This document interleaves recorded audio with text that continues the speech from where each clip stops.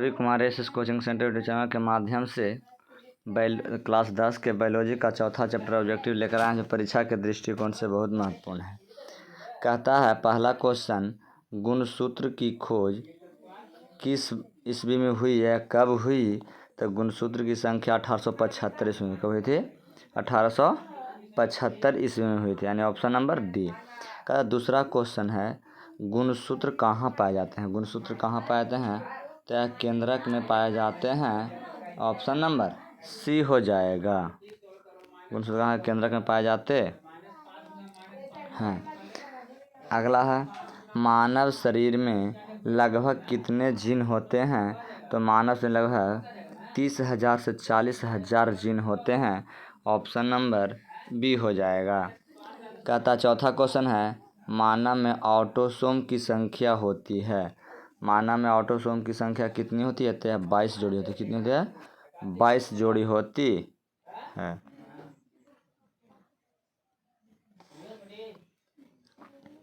अब कहता question number आपका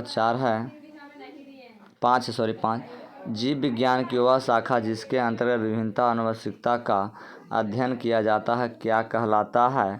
तो यह आपका अनुवांशिकी कहलाता है, ऑप्शन नंबर डी हो जाएगा।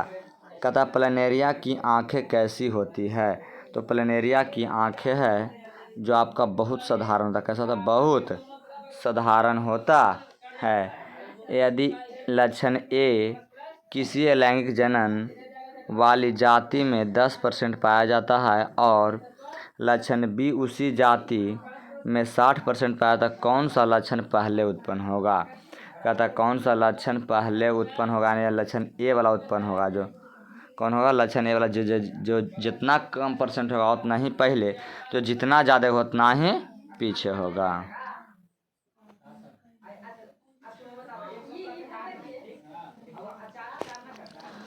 मानव युग्मक में गुणसूत्रों की संख्या होती है कितनी? मानव युग्मक में गुणसूत्रों की संख्या कितनी होती है? तो 23 होती है। कितनी होती है? 23 गुणसूत्र बने होते हैं।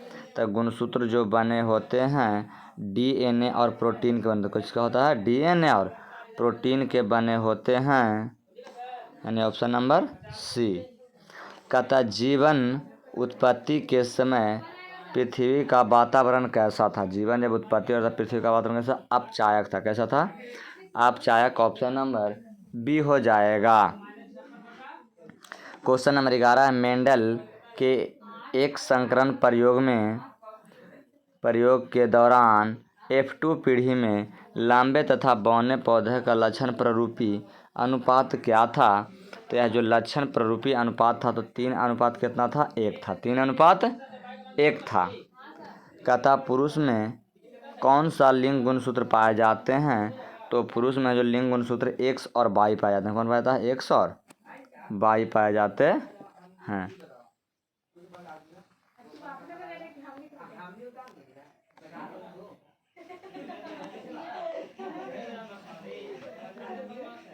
प्राकृतिक चुनाव द्वारा जीवों का विकास क्या कहलाता है?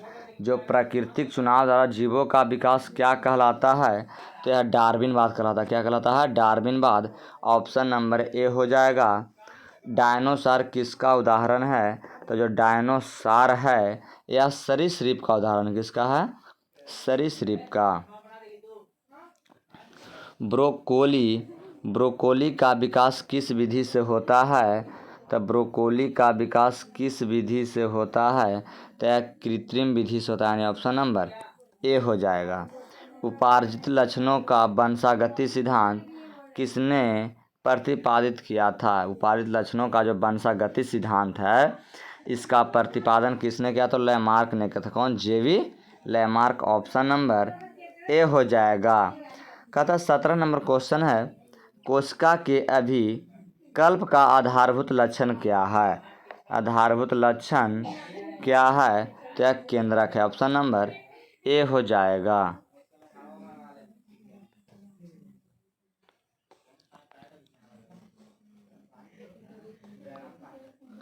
कहता है जीन कहाँ पाए जाते हैं? 18 नंबर क्वेश्चन है, जीन कहाँ पाया जाता है? गुणसूत्र में पाया जाता है। कहाँ? गुणसूत्र में, ऑप्शन नंबर ए।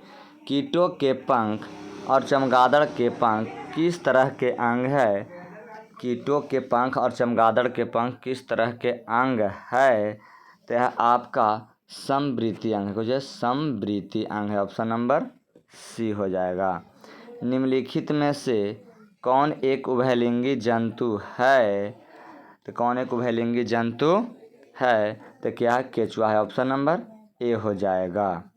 फिर कहता अड़हुल किस प्रकार का फूल है? अड़हुल किस प्रकार का फूल है? द्विलिंगी है, एक लिंगी है, दोनों है, इनमें से कोई नहीं। तो आपका क्या है? द्विलिंगी है। ऑप्शन नंबर ए हो जाएगा।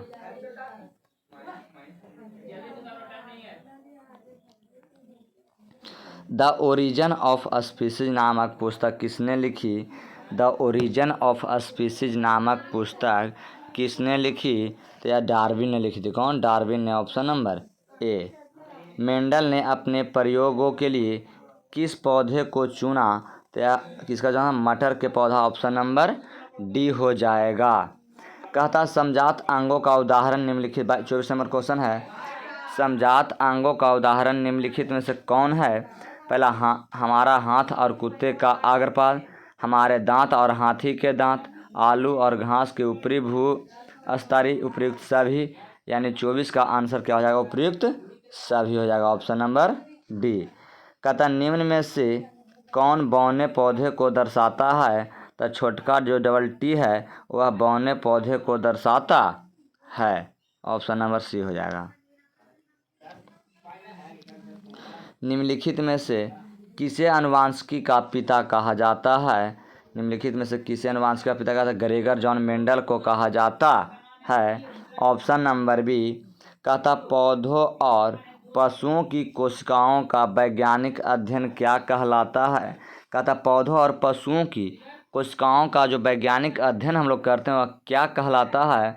तो यह कोशिका विज्ञान कहलाता है। कोशिका विज्ञान कहलाता है। ऑप्शन नंबर बी हो जाएगा। अगर हमारा वीडियो अच्छा लगे तो हमारे चैनल को सब्सक्राइब करें, लाइक करना, बेल आइकन दबाना ना भूलें।